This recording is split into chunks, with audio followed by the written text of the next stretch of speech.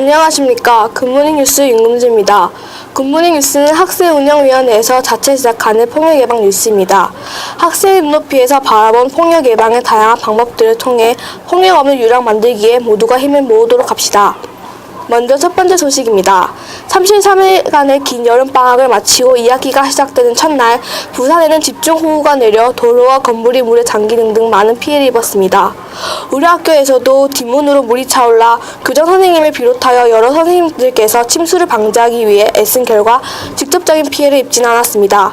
그러나 우리 학교 3학년 한 학생이 부모님과 귀가 도중 차량 침수 사고로 사망하는 사건이 발생했습니다. 슬픔과 안타까운 마음으로 상가 고인의 명복을 빕니다.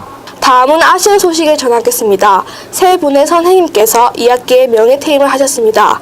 김일영, 옥숙자, 신고로나 선생님께서는 30년 이상 교육에 열정을 바치시고 우리 학교를 마지막으로 교단을 떠나시게 되셨습니다. 세 분 선생님께서 항상 건강하시고 제2의 인생을 설계하시길 바랍니다. 다음 소식은 우리 학교에서 매주 화요일 아침에 실시하는 교문지도에 대해 심인경 리포터가 전합니다. 네, 저는 교문지도가 실시되고 있는 교문 앞에 나와 있습니다. 우리 학교에서는 매주 화요일 아침마다 교문지도를 실시 중입니다. 일주일에 한 번이라도 단정한 옷차림을 갖추고 생활지도부 선생님과 인사를 나눌 수 있는 기회입니다. 교문지도를 담당하시는 김영희 선생님의 말씀을 들어보도록 하겠습니다. 자, 우리 학교에서는 매주 화요일마다 교문지도를 실시하고 있습니다. 이 교문지도는 여러분들이 일주일에 한 번이라도 단정한 복장으로 등교할 수 있도록 지도를 하고 또 교문 앞에서 등교하는 여러분을 반갑게 맞이하는 그런 중요한 행사 중에 하나입니다. 항상 아침에 올 때는 넥타이라든지 학생증을 반듯하게 착용하고 등교할 수 있도록 했으면 좋겠습니다. 일주일에 한 번 정도는 단정한 옷차림으로 학생증을 목에 걸고 반갑게 인사하면서 하루를 시작했으면 좋겠다는 생각입니다. 이상 교문지도 현장에서 리포터 신민경입니다. 다음 소식은 2학기 굿모닝 유락에 관한 소식입니다. 1학기에 실시한 3번의 굿모닝 유락 모두 우리에게 즐거움을 주었는데 8월의 굿모닝 유락은 어떤 주제로 이루어졌는지 배수경 리포터가 전합니다. 네, 저는 유익함이 있는 학교를 주제로 9월 굿모닝 유락이 실시되고 있는 교문 앞에 나와 있습니다. 9월 굿모닝 유락은 요즘 사회적으로 이슈가 되고 있는 경기도 교육청의 9시 등교에 대한 우리 학교 학생들의 생각을 알아보았습니다. 굿모닝 유락을 기획한 김진 팀장의 이야기를 들어보겠습니다.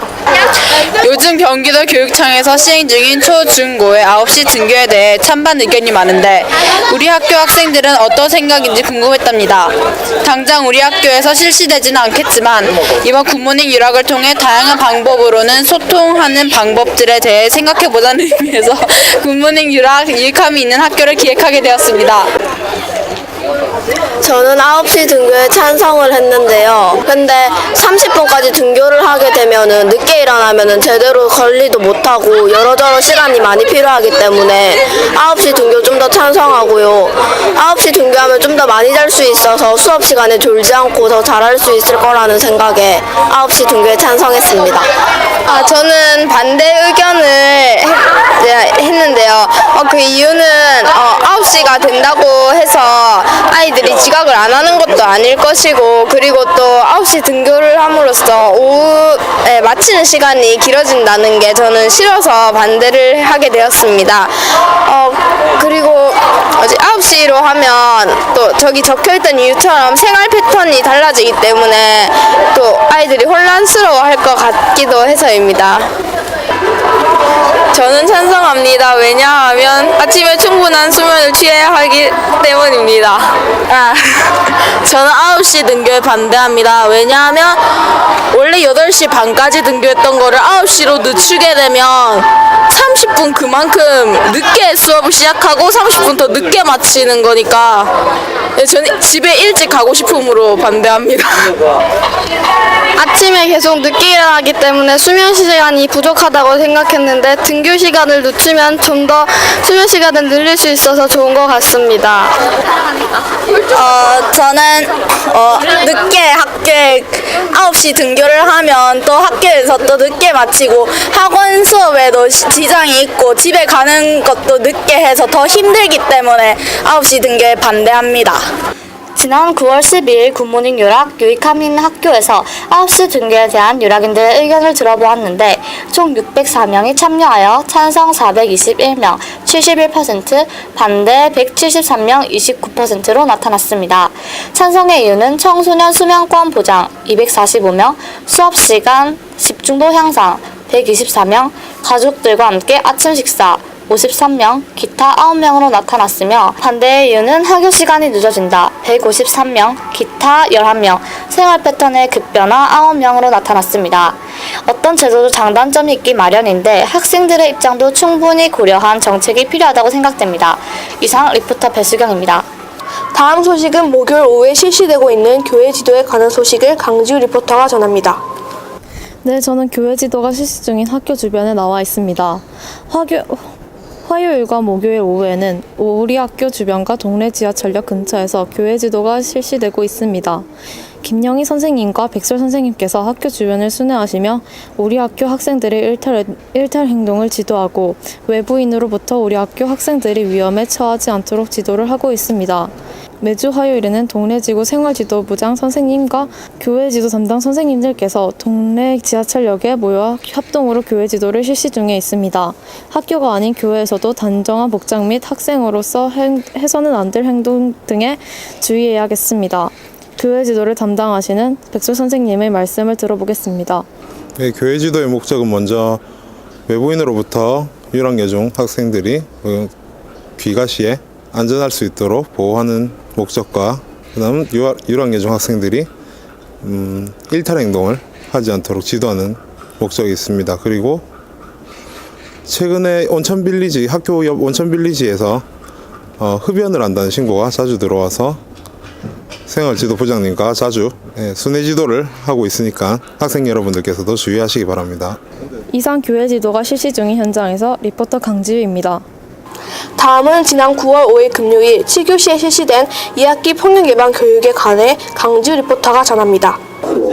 네, 저는 2학기 폭력 예방 교육이 실시 중인 2학년 4반 교실에 나와 있습니다.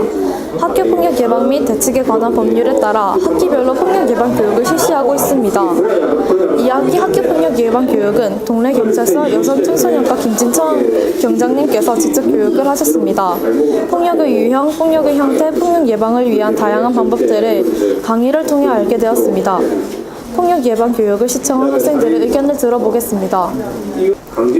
오늘 학교 폭력에 대한 동영상과 또 경찰관 분께서 오셔서 설명을 해주셨는데 학교 폭력의 가해자가 한번 되기 시작하면 싱크홀에서 나올 수 없는 것처럼 깊은 수렁에 빠져서 헤어나오기 힘들다는 게 되게 인상적이었고 또 맨 처음 기차가 나오기 전에 들어가려던 여자가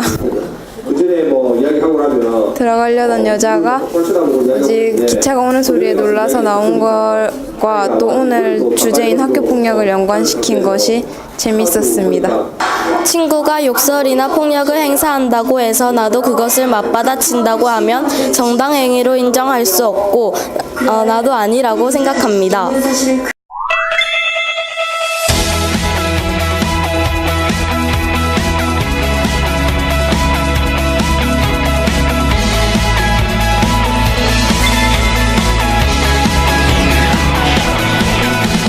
학교 폭력 실태 조사.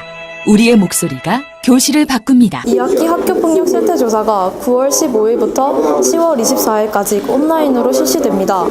이번 폭력 실태 조사에서는 폭력 제로에 도전해 보면 어떨까요? 유락인 모두 폭력을 당했거나 목격한 친구들은 주저 말고 선생님께 신고할 수 있도록 하시다. 이상 폭력 예방 교육 현장에서 리포터 강지우입니다. 다음은 해피유락 17호 생활규정 일부 개정에 대해 김영희 선생님께서 안내하시겠습니다.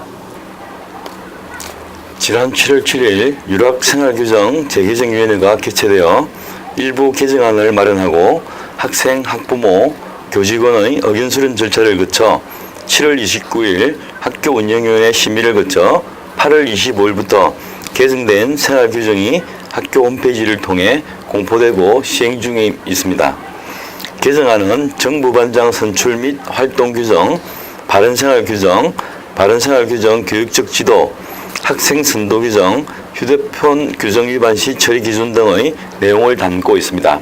특히 학생회장, 부회장, 학급 반장, 부반장, 학생운영위원, 바른생활부원이 벌점 10점을 초과할 경우 학교장의 승인을 받아 그 자격을 박탈할 수 있다라는 규정입니다. 벌점 10점을 초과하여 자격이 박탈되면 학년 말에 받게 될 가산점도 받을 수 없답니다. 학생회장, 반장, 바른생활부원은 특별히 모범적인 행동을 보여야겠습니다. 다음은 휴대폰 규정 위반 시 처리 기준의 변경입니다.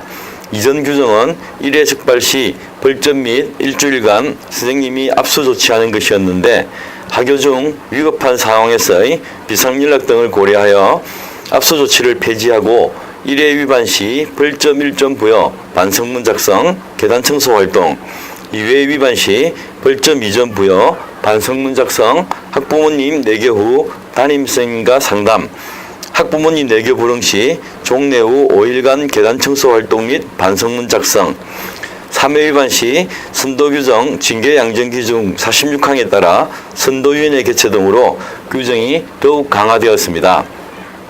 휴대폰을 제출하지 않고 몰래 사용하다가 적발되면 모든 선생님들께서 담임선생님께 위반 사실을 알리게 됩니다. 담임선생님께서 위반 횟수를 파악하고 부모님 내교 조치 및 생활지도부 통보로 선도위원회가 개최됩니다. 휴대폰 제출 후 긴급한 연락은 담임선생님을 통해서 할 수 있으니 규정 위반으로 인한 불이익을 당하지 않도록 특별한 주의를 바랍니다. 이상 김영입니다.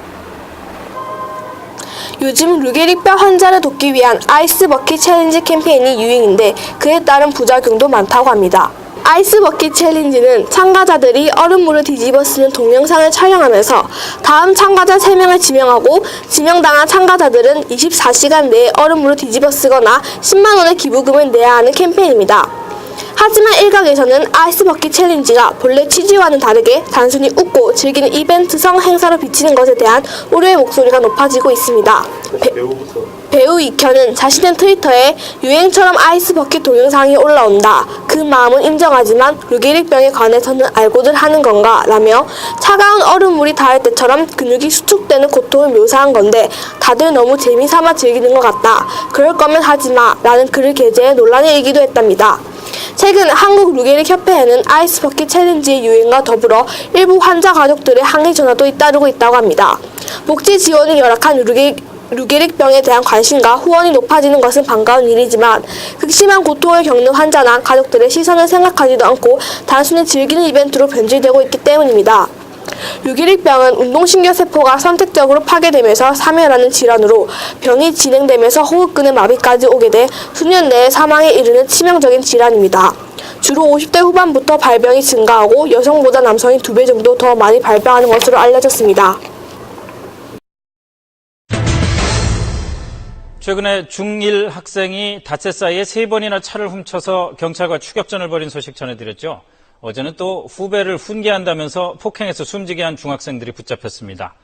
요즘 제일 무서운 게 중2라는 농담도 있지만 이 아이들 왜 이렇게 된 건지 안타깝습니다. 이종훈 기자가 긴급 점검했습니다. 경남 고성군의 한 빌라 주차장입니다. 어제 오후 4시쯤 중학교 3학년 A군 등 4명은 같은 학교 1학년 B군을 이곳으로 끌고 와 폭행했습니다. 담배를 피운다는 이유로 중학생 선배들은 B군을 돌아가며 때렸고 B군이 갑자기 쓰러지자 병원으로 옮겼지만 결국 숨졌습니다. 이유는 뭐였어요? 자기가 그렇게 안 된다고 말했어. 3명이 가슴 2대씩 이렇게 거세게 때렸어요. 세 번째 학생이 때리자 선배가 때리자 뒤로 축 늘어져 버렸어요. 일주일 전에는 수업 도중 자신을 꾸짖는 임신 6개월 된 여교사를 중학생이 폭행하기도 했습니다. 실제로 학교 폭력을 비롯한 중학생들의 일탈 행위는 갈수록 늘고 있습니다. 학교 폭력만 예를 들면 학교에서 협박과 폭행을 해본 경험이 있다는 가해 학생 비율이 중학교가 2배 이상 높았습니다. 피해 경험 역시 중학생이 고등학생보다 3배 이상 많았습니다. 이러다 보니 심리 상담소를 찾는 학생들도 절반 이상이 중학생입니다. 친구들이 막 너무 시끄럽게 떠들거나 말을 안 듣는다거나 자기 혼자 따로 행동한다거나 막 그러면 막 화나죠. 스트레스 상황이나 본인이 감정적으로 이제 화가 난다든지 분노가 차오를 때 어떻게 대처해야 할지 모르는 친구들이 많습니다. 그럴 때 쉽게 이제 부정적인 방법으로 친구들과 싸운다든지 폭력을 이용한다든지 아이들의 신체 발육이 빨라지면서 사춘기 때의 신체적 발달과 정서적 발달의 괴리가 예전보다 더 커지고 있습니다. 여기다 인터넷과 휴대전화 등을 통해 폭력적 내용을 많이 접하는 것도 충동적 행동을 부추깁니다. 최근에 청소년들의 신체적 발달은 굉장히 좋아졌지만 이런 여러 가지 스트레스 또 어떤 공격적인 매체 또는 게임에 의해서 충동성이나 공격성의 문제가 생길 수 있습니다. 과중한 학업 스트레스와 미래에 대한 압박감 역시 정서적인 불안과 겹쳐지면서 중학생의 일탈적 행동을 낳고 있다는 분석입니다. 무엇보다 아이들이 충동에 대한 대처 능력이 약한 만큼 가정과 학교에서 감정을 조절할 수 있는 능력을 키워주는 것이 필요하다고 전문가들은 조언합니다. SBS 이종훈입니다. 다음은 우리 학교 행사 소식입니다. 9월 19일 금요일에는 3학년 내신 성적 산출을 위한 비교평가가 실시되며 9월 24일부터 26일까지 3일간 2학기 중간고사가 실시됩니다. 준비를 잘하여 좋은 결과를 얻을 수 있도록 합시다. 10월 2일 목요일에는 테마 소풍이 학급별로 실시되며 10월 3일 금요일은 개천절 공휴일로 3일간의 달콤한 휴식을 갖게 됩니다. 벌써 10월입니다. 3월에 다짐한 계획들이 잘 실천되고 있는지 한 번쯤 점검이 필요할 것 같습니다. 지난 9월 2일부터 하복과 춘추복의 혼용 착용이 가능해졌습니다. 일교차 심한 요즘 건강관리에 주의하시기 바랍니다. 이상 굿모닝 뉴스를 마치겠습니다. 감사합니다.